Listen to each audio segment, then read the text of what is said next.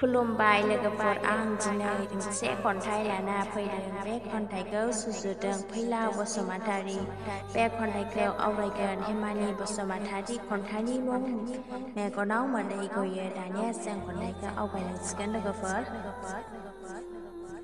जानगारलांबायनो आंनि जिउनिफ्राय मोनसे गोदान जिउ नागिरबाय थानाय नों आंखौ आलाय-सिलाय खालामनानै हारसिं जिउनि दुखु दाहा होलांबायनो अननाय नोंनि राव खोथा बुंनाय दिनैसिमबो बिखायाव सुनाव फैबाय थायो। आंनि गोसोआव गोबां दुखु दंसै बेसेबां दुखु दाहा दुखुनि लैथोआव सानस्रिगासिनो आं गासिबो सिमां बायफ्लेलांबाय। गासिबो सिमांखौनो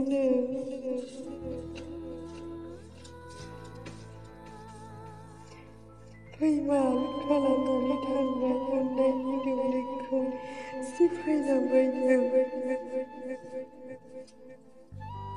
बिखायाव दुखुनि मोदै लुसै नोंखौ लानानै बेसेबां सिमां सुजुदोंमोन नोंथ' मिथिया आंखौ नेवसिलांबायनो नोंखौ लाना आंनि जिउमोन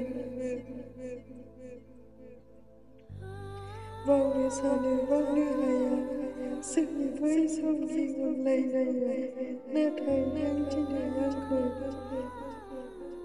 बावगारलांबाय।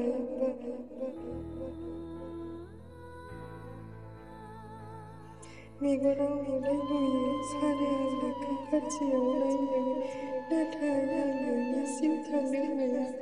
खन्थाइया एसेनोसै गोजोन्थों।